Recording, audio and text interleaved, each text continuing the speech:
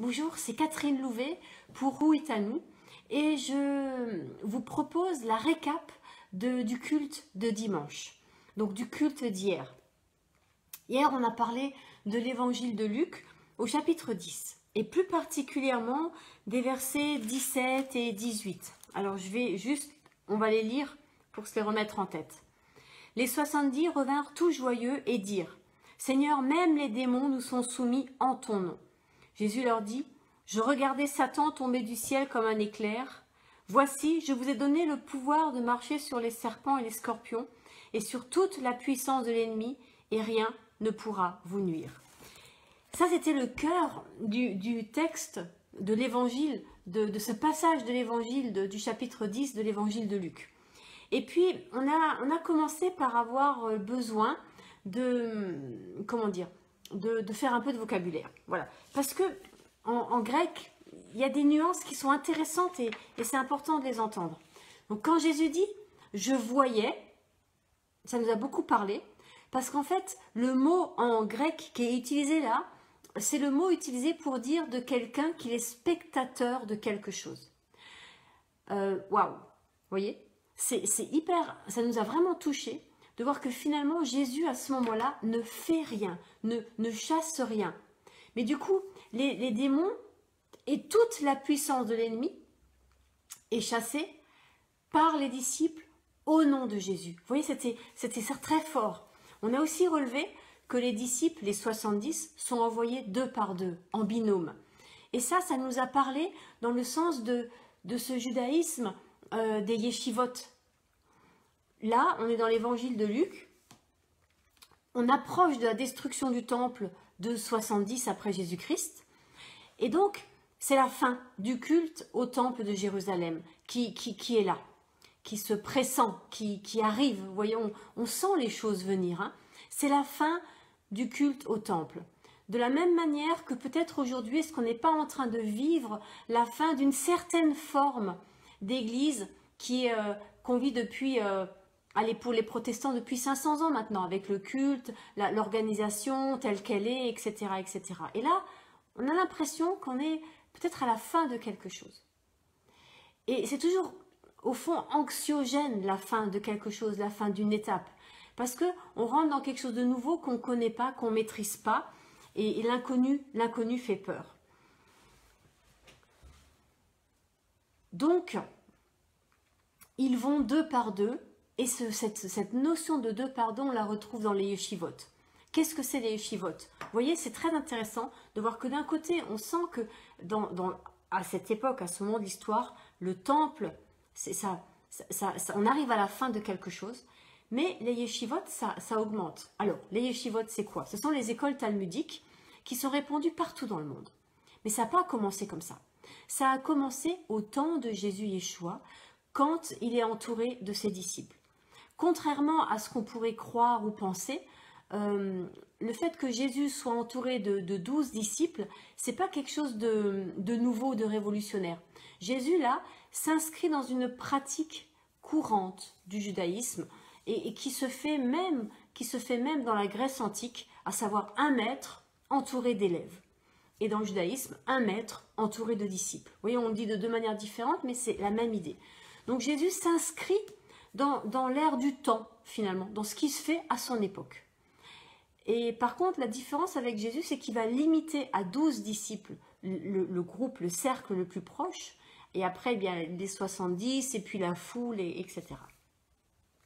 Donc, Jésus s'inscrit dans ce qui se fait à l'époque, et il a des disciples, et le fait de les envoyer 2 par 2, eh bien, c'est quelque chose qu'on retrouve dans le judaïsme encore aujourd'hui, à savoir, dans les yeshivot, les élèves, les talmidim, ils étudient 2 par 2. C'est des binômes. Et dans ces binômes, ils apprennent la disputatio. Ça, c'est un mot latin qui n'a rien à voir avec le judaïsme, mais c'est une tradition qui a perduré dans l'Église jusqu'à la Réforme avec Luther, où on provoquait, quand il y avait un débat dans l'Église, une question dont on voulait parler en Église, et à l'époque c'est l'Église catholique, les protestants n'existent pas, eh bien on provoque une disputatio, c'est-à-dire qu'on lance un thème, et puis les théologiens, les gens instruits, et tous ceux qui veulent peuvent s'instruire sur la question et proposer un point de vue sur le débat. Par exemple, on va dire une chose qui a pu être débattue dans l'Église avant que ce soit tranché et qu'on décide de faire comme ça. Le mariage des prêtres, pas couper sard, toutes ces choses ont été débattues en Église et puis après, c'est remonté. C'est un peu comme dans le protestantisme, ce qui se fait dans les synodes, c'est la base, discute d'un thème, et puis par exemple l'évangélisation, voilà, comment on va évangéliser, quels sont les moyens qu'on se donne, plein de thèmes comme ça. Puis ça remonte, et enfin, les gens qui sont un peu à la direction des églises, un groupe, eh bien, ils disent, ben voilà, au vu de ce qui est remonté, la tendance va dans ce sens-là ou dans ce sens-là. C'est quelque chose qui a finalement toujours existé dans l'Église, d'une manière ou d'une autre. Et c'est intéressant de voir que ça encore, c'est une idée, c'est quelque chose que Jésus reprend. Donc, il ne les envoie pas seuls, il les envoie deux par deux. Pourquoi? Eh bien, parce que deux par deux, on confirme les choses. Et quand on confirme la parole de l'autre, on enrichit la parole de l'autre. Et puis, on peut amener une nouvelle dimension, parce que les binômes, eh ben, on n'est jamais comme l'autre. Donc, on interagit dans le binôme, mais aussi avec l'auditoire. Donc, il les envoie deux par deux. Ça donne aussi un témoignage. Si je dis toute seule quelque chose, je le dis toute seule, c'est ma parole finalement. Mais si on est deux à confirmer ce témoignage, parce qu'on est deux à l'avoir entendu, eh bien ça donne plus de poids à cette parole. Au fond, cette manière de fonctionner est au service de l'évangile pour que ma parole, quand j'évangélise, c'est-à-dire quand je témoigne de l'amour de Dieu dans ma vie, pour que ça ait du poids. Parce que ce que moi j'ai vécu, un autre l'a vécu autrement, et du coup, eh bien, ça interpelle peut-être un peu plus. Donc voilà, voilà l'histoire des binômes. L'histoire du verset 17, c'est « Je voyais, j'étais spectateur de Satan qui tombe du ciel comme un éclair. » Ce qui est intéressant, c'est que le mot à ce moment-là, à cet endroit du passage qui est utilisé, à savoir « tomber », veut aussi dire « se prosterner ». Et ça, c'est quelque chose que j'ai beaucoup aimé. J'ai beaucoup aimé cette idée du texte parce que je me dis, attends, ça voudrait dire que quand Jésus dit que quand on part en binôme pour évangéliser et que notre évangélisation, notre parole est confirmée par les miracles, par des signes, et d'ailleurs dans ce passage-là, il est d'abord question de guérir les malades puis annoncer la parole. Donc ça montre qu'il n'y a pas d'ordre, que la parole et les signes, ça va ensemble. Et que les signes valident la parole finalement, que les signes attestent la parole. Vous voyez, mais que sans signe, ma parole, elle a besoin de preuves. Vous voyez, c'est un peu comme Jacques qui dit montre-moi tes œuvres et je verrai ta foi. Vous voyez, c'est cette cohérence, voilà, qui est importante. Mais ne rassurez-vous, la parole reste première, parce que Jésus va passer plus de temps à enseigner la parole qu'à guérir des malades et à faire des signes. Et en plus, à un certain moment, il va dire à une population qui demande un signe, montre-nous le signe que tu fais, qui atteste tes paroles. Et Jésus va répondre, il ne sera pas donné d'autre signe que celui de Jonas. Et le signe de Jonas, c'est la prédication à la repentance. Donc vous voyez, mais là, dans ce passage-là, eh bien, c'est comme si Jésus disait, mais ne négligez pas les signes quand même, ne négligez pas les miracles, ne négligez pas la guérison, ne négligez pas ces choses-là, ne négligez pas la délivrance. Il va en être question aussi. Vous voyez? Là pas. Mais la parole. Donc, eh bien, c'est là où c'est intéressant, parce que Satan se prosterne. Quand Jésus dit, je vois Satan, à cause de ce que vous avez fait, Satan se prosterne. Alors, le texte ne dit pas devant vous, mais imaginez un instant. Quand je suis dans l'appel du Seigneur pour moi, à savoir annoncer sa parole, parce que ça c'est l'appel commun à tout le monde. Après, certains vont le faire au travers du chant, de la danse, de la musique, de la prédication. Vous voyez, après, chacun en fonction de sa sensibilité va le faire autrement. Mais on a tous le même appel, à savoir annoncer cette parole. Eh bien, quand on est, j'allais dire au boulot, quand on fait notre travail de témoin, d'ambassadeurs du Christ. En plus, dans ce passage, il est dit que Jésus les envoie devant lui dans les villes où il doit lui-même aller ensuite. Donc, on est vraiment ambassadeur. Et bien, quand on a cette place-là, tout d'un coup, attention, hein, les oreilles, Satan se prosterne devant nous.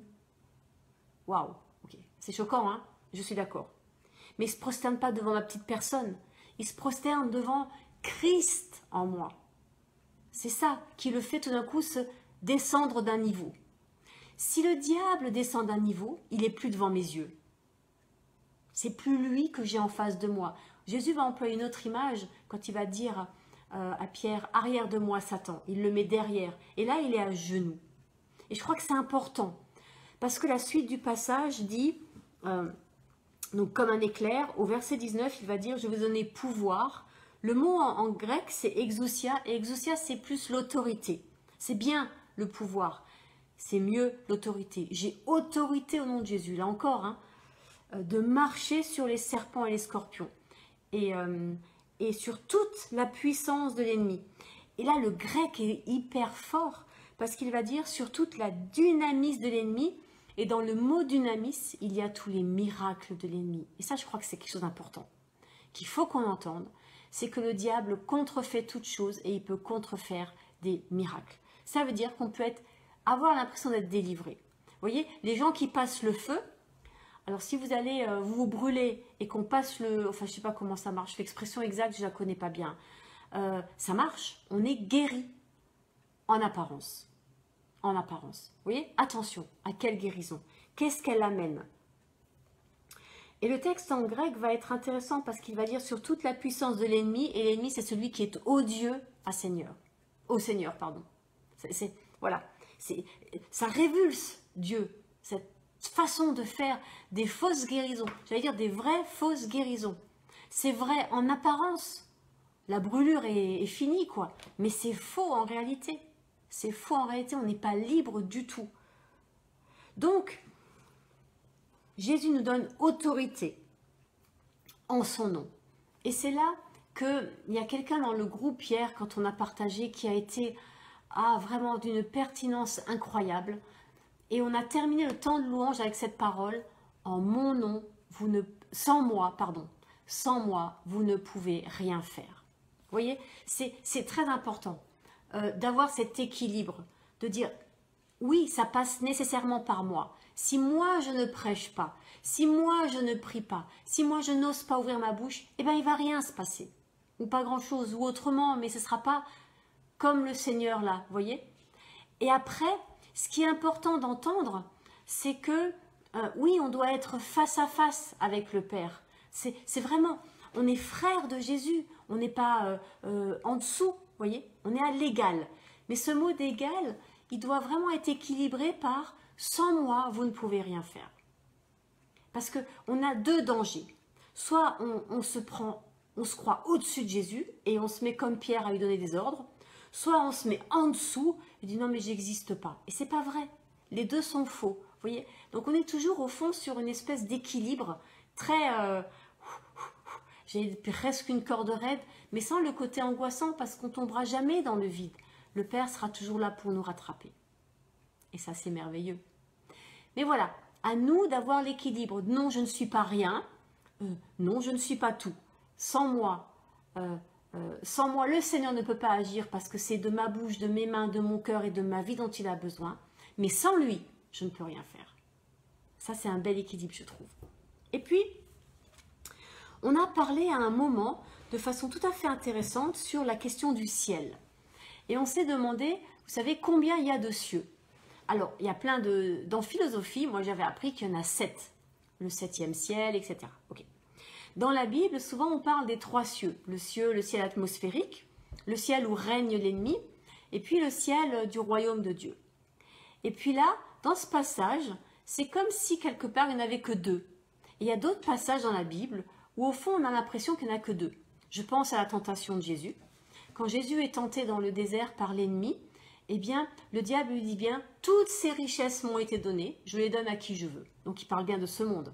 Dans le livre de Job, très intéressant le livre de Job, on apprend que le diable se retrouve dans la présence de Dieu et on a envie de dire, mais qu'est-ce qu'il y fait? Donc ça, c'est voyez, on a l'impression que, ouais, que Dieu, il ne peut pas supporter la présence du diable, et le diable est odieux au Seigneur, et en même temps, il est dans sa présence, et en même temps, le livre de Job met en scène ce dialogue impressionnant, où Dieu, il dit au diable, d'où tu viens? Mais c'est bizarre, vous savez, on a l'impression que le diable et Dieu, dans ce passage, discutent comme deux vieux amis devant une tasse de thé, en prenant le thé. Alors, t'as fait quoi ces derniers temps? Ça va, toi? On est un peu, vous voyez ce que je veux dire? Et puis, dans ce dialogue, le diable répond, je viens de me promener sur la terre. Intéressant. L'autre chose intéressante, c'est que le mot en grec, c'est ouranos, et ouranos, ça recouvre la réalité du ciel physique. De la même manière qu'en hébreu, on dit Hashamaïm, les cieux. Et là, j'avais envie de m'arrêter un instant sur cette question du ciel. Il y a combien de ciels? Et en fait, il y en a un. Il y en a un. Il y en a un. Mais dans ce un, il y a peut-être 3 dimensions. Une dimension matérielle, une dimension spirituelle du côté obscur et une dimension spirituelle du côté du royaume de Dieu et du... voilà. Nous, on n'a rien à faire dans la dimension du côté obscur. Mais cette dimension du côté obscur, elle vient souvent, j'allais dire, souiller, salir, interférer avec la dimension naturelle du ciel. Vous voyez, c'est un peu comme le corps et l'âme. Quand dans l'âme, ça ne va pas, moi je sais qu'avant un examen, avant une interrogation, c'est l'âme, on est d'accord, c'est les émotions. J'ai peur, c'est un examen. Et bien, quelle est la manifestation physique de ça? J'ai le ventre noué et généralement, je ne peux rien manger. Vous voyez? Le lien entre le corps et l'âme, il se situe, voilà, là. C'est pas des choses, comment on dit, hermétiques les unes aux autres. Eh bien, le ciel, c'est pareil. Le ciel, c'est pareil. De la même manière, quand Jésus meurt sur la croix, le Père meurt en Jésus sur la croix. C'est pas hermétique. Et de la même manière que quand le Père crée le monde, Jésus est déjà là. Vous voyez? C'est ce 3 en 1 où et notre âme et notre corps, c'est pareil. Mais du coup, la dimension de l'esprit, ça va être pareil. Vous voyez? L'esprit, c'est le royaume de Dieu. Et ce royaume de Dieu, on est appelé à le faire descendre sur la terre. Et lundi dernier plutôt, dimanche, c'était le thème, ce fameux passage, ce que vous lirez sur la terre aura déjà été lié au ciel. Et on voit que les dernières traductions ont changé, parce que moi j'ai une Bible un peu plus récente, et elle traduit comme ça le passage. Alors que les Bibles plus anciennes laissent imaginer quelque part qu'on aurait une quelconque autorité. Or, on n'en a pas. Notre autorité, c'est pas de lier des choses sur la terre, et puis Dieu, il va nous obéir, et il va les lier sur la terre. Notre autorité, c'est pas de délier des choses sur la terre, et Dieu va nous obéir, et il va les délier au ciel. Non. Notre autorité, elle consiste à voir ce qui est lié au ciel et le proclamer sur la terre, voir ce qui est délié au ciel et le proclamer sur la terre. Et c'est un peu Moïse et le buisson ardent aussi. Moïse, il est libre au ciel, mais il faut que cette liberté, elle descende, et du coup, il faut que physiquement, il ôte ses souliers. Vous voyez l'idée? C'est pas juste, ça ne suffit pas finalement de proclamer quelque chose spirituellement si dans le réel, ça n'a pas une implication concrète. Si ça ne devient pas concret dans le réel. De la même manière, ça va dans l'autre sens aussi.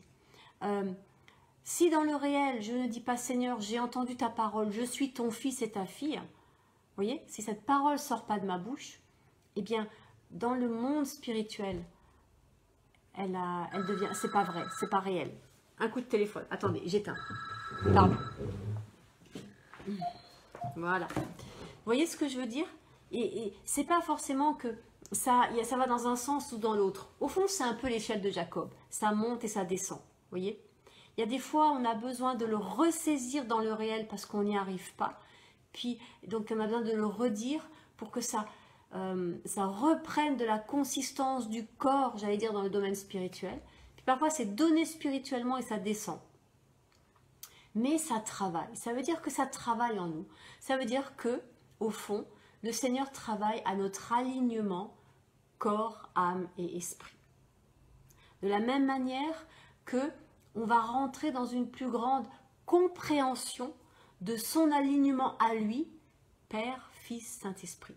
Et quelque part, eh bien, on peut le décliner aussi concernant les cieux. Le ciel de son règne, le ciel du règne de l'ennemi et le ciel sur la terre. C'est-à-dire que Au fond, les choses d'en haut, on est appelé à les faire descendre sur terre. Et quand elles remontent, eh bien, le deuxième ciel, tout d'un coup, il est chamboulé. Et quelque part, quand on va évangéliser, parce que c'est bien de ça dont il s'agit, c'est d'annoncer le royaume et les signes qui l'accompagnent, eh bien, entre guillemets, ça fiche le bazar dans le deuxième ciel et Satan y tombe. Parce que, eh bien, dans le réel, il se passe des choses. Il se passe des choses. Mais pour que ces choses dans le réel se passent, il faut que nous, on soit véritablement quelque part assis dans les lieux célestes avec Yeshua, avec Jésus-Christ. Vous voyez l'idée? Et si nous, on entre dans cette cohérence, eh bien, oui, on fiche le bazar. On fiche le bazar sur la terre et dans ce ciel. Et là, il ne faut pas avoir peur. Il ne faut pas avoir peur parce que bien sûr, ça va remuer des choses. Alors, je vais vous donner un petit témoignage. Quand j'ai eu 19 ans, c'est là que je me suis convertie. Et alors, je suis allée au groupe de jeunes, j'ai appris, etc., etc. Et puis un jour, ma mère est venue me voir et m'a dit « Tu as changé. Je t'interdis de voir le pasteur. Il a eu trop d'influence sur toi, il a une mauvaise influence sur toi. » Et elle m'a même accusée d'avoir des relations, voilà, avec le pasteur. C'était juste choquant. Parce que d'abord, cet homme est absolument d'une intégrité absolument incroyable. Et puis, fou d'amour pour sa femme. Je veux dire, 50 ans après leur mariage, il est toujours aussi amoureux d'elle. C'est d'une beauté incroyable. Et ma mère qui me balance ça, alors que moi, mon cœur, à ce moment-là, est extrêmement, j'allais dire, fragile. Et que pour la première fois de ma vie, je m'ouvre à l'amour. Et elle, bam, elle me casse. Rassurez-vous, c'est quand même, je lui en veux pas, je l'aime. Mais vous voyez l'idée. L'idée, c'est de dire que spirituellement, elle a remarqué qu'il se passait quelque chose. Ça ne lui plaisait pas parce qu'elle perdait le contrôle sur ma vie. Émotionnellement, elle m'a démontée et physiquement, elle m'a jetée dehors. Voilà, je me suis retrouvée à 19 ans à la porte de chez moi, en pleine année de terminale. C'était au mois d'octobre. Donc vous voyez un peu. Vous voyez, mais c'est pas elle. Je n'ai jamais voulu pour ça. Parce que je savais que c'était derrière. Et comme j'étais en train de me convertir, je venais de donner ma vie au Seigneur, pas de surprise. Pas de surprise. Quand les Hébreux ils sortent d'Égypte, eh bien, ne croyez pas que Canaan, on leur déroule le tapis rouge. Non, ils ont dû combattre. Donc, ne croyez pas que tout va bien se passer parce que vous avez votre place et que enfin vous avez trouvé votre place dans les lieux célestes, enfin vous réglez vos problèmes, enfin vous avancez. Attendez-vous à des difficultés. Ça va être normal, il n'y a pas d'inquiétude à avoir. Par contre, c'est à vous, c'est à moi, c'est à nous d'avoir la bonne attitude et de ne pas lutter contre la chair et le sang. Et de vraiment bénir ces personnes. Moi, j'ai béni ma mère. Et d'ailleurs, je la bénis tellement qu'elle habite avec moi, qu'elle habite chez nous, que je prends soin d'elle, etc., etc. Vous voyez ce que je veux dire? Bien être au clair sur qu'est-ce qui se passe et où ça se passe. Donc, et donc, j'ai continué d'avancer avec le Seigneur et j'ai continué malgré tout de le laisser, parce qu'il n'y a pas eu que ça, hein, il y a eu plein de fois, elle est intervenue, elle a dit plein de choses, mais c'est pas grave, c'est pas grave, on n'a pas à lutter contre la chair et le sang. Donc, je suis en train d'essayer de me rappeler pourquoi je vous ai raconté ce témoignage, ça m'a échappé.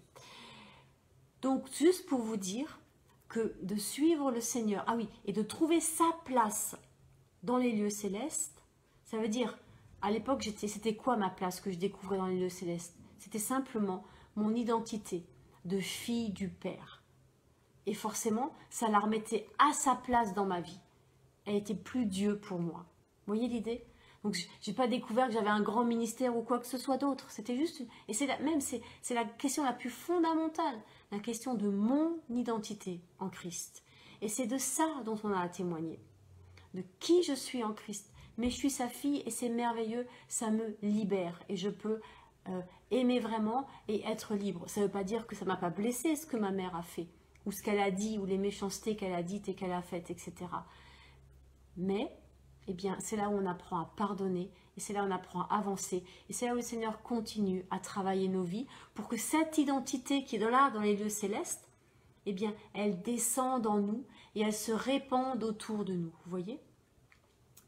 Et c'est là où ça met du bazar dans le camp de l'ennemi et où lui, il ne veut pas ça. Donc forcément, il va tout faire pour que ça n'arrive pas. Donc Ne vous inquiétez pas. Et s'il y a un temps où les relations sont difficiles, parce que c'est ça qui nous fait du mal, c'est quand les relations les uns avec les autres sont difficiles. C'est pas grave. C'est un temps. Il y a d'autres temps. Et je le sais parce que ma mère, j'allais dire tout va bien, et une grâce incroyable depuis qu'on a commencé le nazir. Voilà, c'est pas déconnecté, hein. Elle s'est remise à lire la Bible. Ma mère a vécu des choses incroyables dans sa jeunesse, en termes de foi, elle a évangélisé sur des marchés, elle a fait des trucs incroyables. Et puis il y a eu quelque chose s'est passé, elle a été blessée, elle s'est retirée, et là elle revient au Seigneur. Vous voyez, rien n'est perdu. Mais simplement, nous, on doit avoir une attitude juste. Et je ne suis pas du tout étonnée que ce soit maintenant, en ce moment, qu'elle se remette à lire la Bible, en ce moment où justement le Seigneur, au travers de ce nazir, de cette consécration, est en train de faire descendre encore plus des choses qui relèvent de son identité dans ma vie, mais aussi dans la vie des membres de Witanu.